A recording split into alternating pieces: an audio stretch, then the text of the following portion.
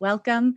Thank you so much for joining the World Affairs Council of Connecticut today to discuss the urgent question in Afghanistan: when U.S. troops leave, what comes after? It's a question that's on many minds since President Biden's announcement that U.S. troops will be removed from Afghanistan by September 11th of 2021. And we are absolutely honored today to have today's special guest speaking with us from Kabul, Minister Shahmahmood Miakhel, Designated Ambassador of Afghanistan to Qatar, who previously served as the first Deputy and Acting Minister of Defense of Afghanistan. Today's gonna be a really special discussion, and we're thrilled that you can join us. So my name is Amanda Jolly, VP of Programs of the Council, and today's structure will kick off with a conversation with Minister Shahmahmood Miakhel and Megan Torrey, CEO of the World Affairs Council.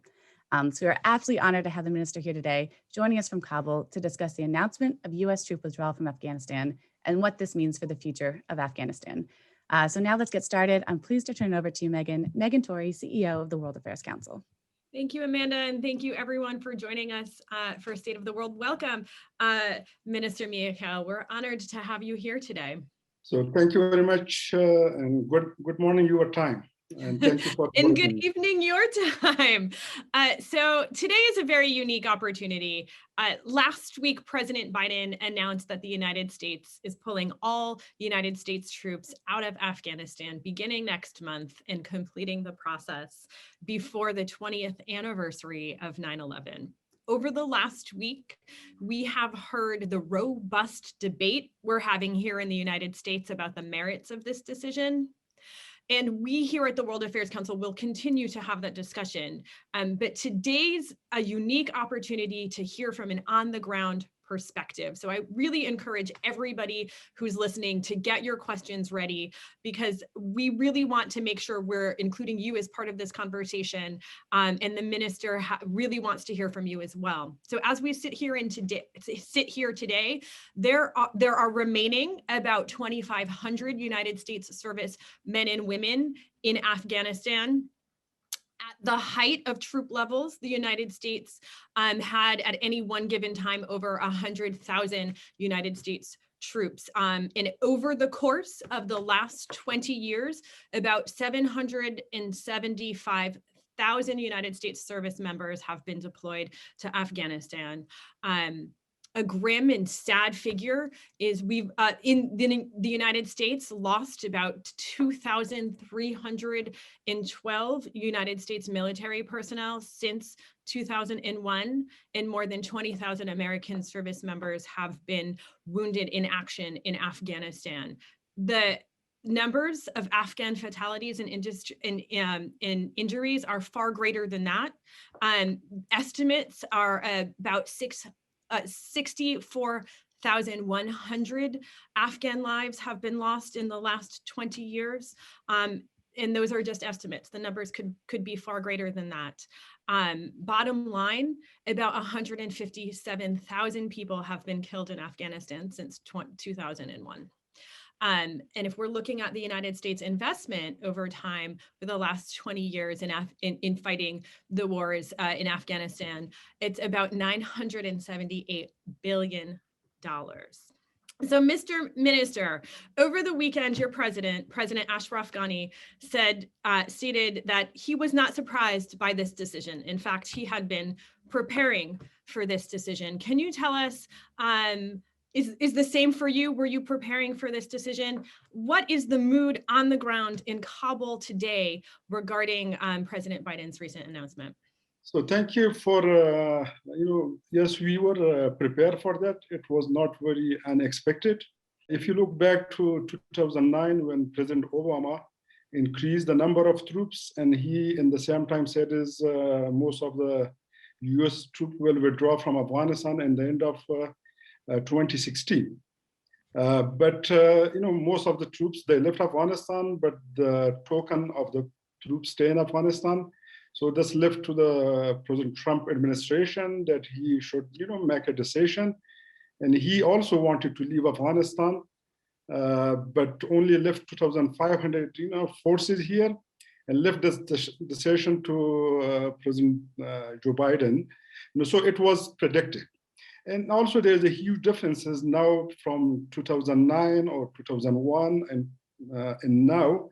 We have now army, we have around 40,000 special forces who are well trained and equipped.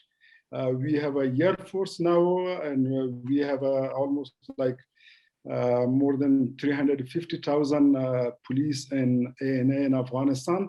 So meaning the actual fighting, is even in the last few years, 97, 98% of the actual fighting was conducted and planned by the Afghan forces. So there are the differences between 2016 or even last year to now. And we also brought, when I was in the Ministry of Defense, with consultation with the president, we brought a lot of changes, bring all special forces under one command, and also redeploy our forces in different parts of the country. So we were prepared. It was not, like surprise. But now the question is about the future engagement of the US with Afghanistan. That is important because yes, we can carry the fighting, but still the US financial support, diplomatic support, and also military support is important. And that should happen, state to state and people to people in Afghanistan.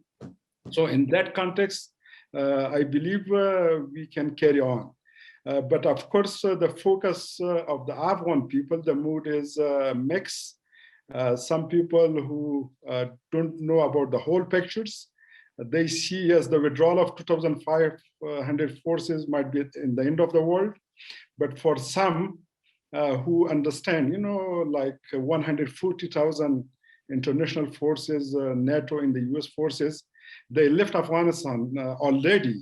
So 2,500 is not a big numbers, but this depends on the future relationship that is important. Also the peace process, because people of Afghanistan and the government of Afghanistan, we are willing to have a peace process.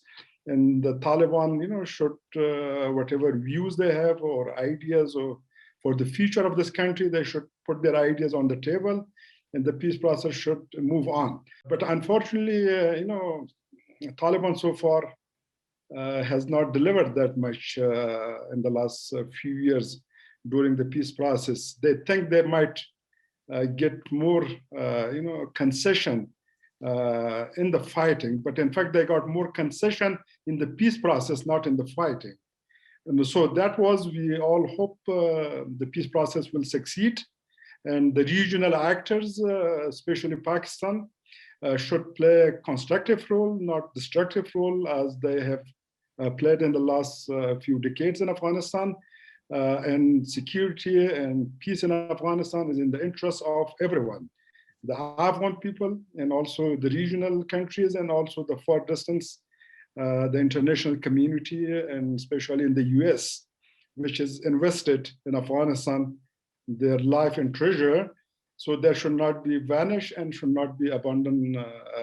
Otherwise, what has happened like before in 1992 or 1989, when the Soviet, left Afghanistan, so Afghanistan was forgotten. And that was September 11 has happened. Al-Qaeda, they had a places in Afghanistan, and the rest has become a part of the history. Exactly. So you walked us through a little bit of the state of Afghan security forces. Can you tell us about the security landscape today? Are things relatively stable? Are they unstable? Where are you seeing issues around the country of Afghanistan? Well, if you look to in the country, is the populated areas, the big cities, the districts, this is in the hand of the government. I can say 98 to 99%, because we have a district governors, we have a governors, and we have a police chiefs, and we have a service deliveries and others. But at the same time, Taliban claim we have a big, area of the country, but nobody knows about their district governors, nobody knows about their police chief, nobody knows about their sectorial directors, how to provide services and others. But, I was giving an example sometime, if you're a big jungle, is a few people living and they just say, if you own the whole jungle, that's not the meaning they have a control. Yes, they have a capability of mines, target killings, and destruction, but they don't have a plan for governance and how to rule the country.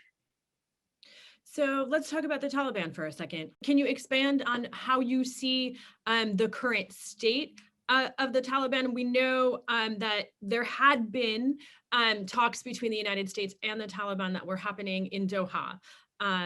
And I believe that the leaders of the Taliban made no secret of them traveling back and forth from Doha to Pakistan. So what is the current state in Afghanistan of the Taliban? In the last 1 year, they tried their best to capture some of the province and district and others. They were not able. Yes, the Afghan security institutions and the Afghan people, had casualties, but they suffered more because of the fighting, and they miscalculated, because things are changed in Afghanistan in the last 2 decades. Beside of all mistakes, beside of not good policies, lost opportunities, but we have now people want to think about the future, not about the past that much. We have a young generation, we have universities, we have access to social media and access to information. So the world has changed. And so Taliban has to change also, because they cannot run the country like what they did in the future. But they also, they just, if they have a, for example, peace agreement, or they have a ceasefire, they believe they will lose control on their rank and files. So far, they insisted on fighting, not on the peace, not on the ceasefire, not to run, how to run the country, how to have appoint your leaders in the country, how believe on the democratic process and others. Those things, they have no idea so far on that. So if the fighting, because the motives to fight, that is gone now. They suffer also a lot, especially in the south, in Kandahar and Helmand, in those places. Before, they were sending people from those provinces to other provinces for the fighting, but now they ask their supporters to come from other provinces to Kandahar region, which is their main center of influence. So of course, now it depends on Pakistan, depends on Iran and other actors in the region, how they play and how to support the peace process. But I believe when I talk with the people, Afghanistan will exist and the government will hold together. Yes, in the political, and democratic society, always there is a different views. As different leaders, different actors, they have a different views. Maybe people heard the different views, but on on a few things, which is all the politicians and people agree, people are in favor of peace, not war. Second is they want to, the existing government structure should not be, collapsed like it has happened in 1992. Afghanistan will not go back to the civil war, and Afghanistan should not become a safe haven for the terrorist groups, not only Taliban, because there's Al-Qaeda, ISIS-K, and so many other fragmented groups is existing. But if Taliban continue their fighting, so they provide shelter to other terrorist groups, which is, they become a headache for the neighbors and also for the wider international community also. Of course, the Afghan will suffer also. So there should be, efforts by everyone. Peace should succeed, and war should not continue in Afghanistan. Enough blood should be had in the last 4 decades, and every family, they lost their loved one, and people want peace in the country. So so we know that you have recently been appointed to be the next Afghan ambassador to Qatar. And one of the most important things I imagine in that role will be overseeing potentially a new peace process between the Afghan government and the Taliban. Can you talk a little bit about that? And do you believe that that a political settlement can be reached with the Taliban? I think I believe strongly, fighting and war is not the solution. Actually, I faced my couple of photos from 1990s on my Facebook page today. When I was a reporter for Voice of America, coming with the Mujahideen, they miscalculated, and they didn't want to accommodate, the Kabul regime at that time. So they thought we just defeated the Soviet Union, we should, have the whole government. If Taliban just think they defeated the, US and NATO and they defeated the government, they're wrong, there. So they should not miscalculate it, things. And that was, part of the history. We have it. So they should believe they can gain more in the peace process. If they have ideologies, if they want to, live together in the country, not, shed, blood in the country, and how to run the country in the future. That is more important things, because we have now 40 million people, in the country. They need jobs, they need food, they need education.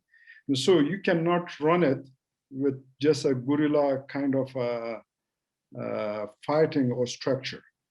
We need government institutions to, have a service delivery and bring law and order and have a justice in the country, and all these things is important. So there's several questions from the audience about women in Afghanistan. One from Bill Murdy, from Ken Poppy, several others. And so when we think back to Afghanistan pre-2001, Afghanistan under the Taliban, we have those images of women not being able to go to school, women not being an active part of society. And we look today, we know that we have Roya Rahmani is the ambassador to the United States from Afghanistan, the first woman, and she's just an amazing power. What do you think the future of women in Afghanistan is? Well, you cannot ignore the woman participation in a country, because if you don't believe on half of the population not to participate in the political, economic developments of the country, difficult to have a peace and stability in that country. Might we have an absence of, war is not a peace. In order to have a better future for, the women and men in a country should participate in the developments of a country, and that is important. It is important for our future generation. One generation work for another generation. That is more important things. And so that was the reason, the world has changed and Afghanistan has changed. We cannot, go back to the past and not have women's schools, women in the universities. Now they have a military. We have a woman pilot now in the country. We have, ambassadors, politicians. At least 30% of our parliamentarians, they are the women, in the country. And so that was not easy to ignore it. And now the people have access to information, social media and others, they play an important role. And so respect, not only respect, they should participate in all walks of life, currently and also in the future of the country. So we have a few questions, one from John, one from Gwen, about how do you think the U.S. withdrawal from Afghanistan, the withdrawal of U.S. troops from Afghanistan is going to impact the opium trade? How will this change, what happens?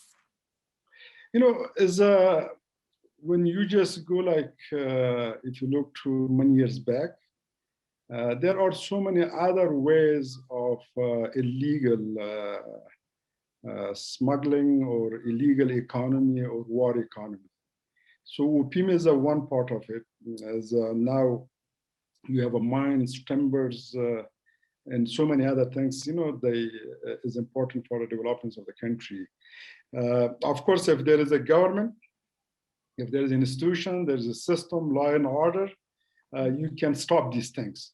But if there is a chaos, if there is a civil war in a country, there's no law and order, there's no law enforcement institutions, then the criminal economy, will flourish, and the criminals will be empowered, and they will, one of the sources of the terrorist groups, criminal economy, that is their main sources to support that. So that was the reason when I said in the beginning, we should have a, government institution, we should have a structure and how to run the country in the future, how to have a justice, law and order, and other things is important there. And also, many people sometimes criticize the government, not deliver enough, not have enough security, which is, I say always, it is a good thing because people have an expectation from the government, not from the Taliban side. Why they don't ask from them to have a law and order or have economic developments in the country, fighting corruption and so many other things. So they expect from the government because people believe on the system and government.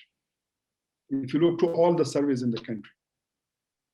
So when we look at the region as a whole, and we talked about Pakistan, we talked about Iran, what do you see as the regional players? We know that Pakistan more and more is aligning themselves with China. How do you see the future of Afghanistan? Will you align yourselves with China? Will you sort of align yourselves with the West? What do you think the best options there are? Unfortunately, our neighbors, you can choose your friends, by your own choice, but you cannot choose your neighbors. Our neighbors, they have not played a positive role so far. And hopefully they play a positive role, and it is interest of everyone. And also our interest, in Afghanistan is, it is tied with the West. If you want it or not, that is important. And also many of the problems, it is a global now. If you see, COVID-19, started in one part of the world, reached to another part of the world. The same as terrorism, the same as drug trafficking, the same as human trafficking. All these climate changes and all these things had an impact on all of us, if you are in Afghanistan or if you are in the US or if you are in the Central Asia. So that was, there is, should be, as a cooperation, not confrontation with each other. So a question, I think from Gordon in the audience, who wants to know, what's the future of secular schools in Afghanistan? What do you anticipate any change in the education system? I don't think so. You cannot, our school system, we should, study physics, chemistry, and biology, and all these things. And of course, it does not, Islam not prevent us not to go to, secular school, because we have other classes also in the schools there. And in order to progress, compete, you should have a modern education. And we should focus on that. So having been in the defense ministry, how have the security forces been preparing? This troop withdrawal doesn't seem to come as a huge surprise. So how have the forces been preparing sort of to take over the security situation on their own? I will give you a couple of examples. When 2002 and 3, when I was a Deputy Minister of Interior, only 2 people in our ministry had access to emails at that time. Now everybody has access to emails, WhatsApp, internet, and others, in the country. That is a huge change. Capacity is built there. Even in that time, hundreds of advisors, were in each ministry. But now in the Ministry of Defense, RS, they provide some support, but most of the day-to-day operation was running by the Afghan, leaders in the ministry. And so that is a huge difference, as we have it. Even, I was out of the government for a few years, then I was in the government. But, 1 year ago, when I came to the Ministry of Defense, When I compare that with 2002, it is unbelievable.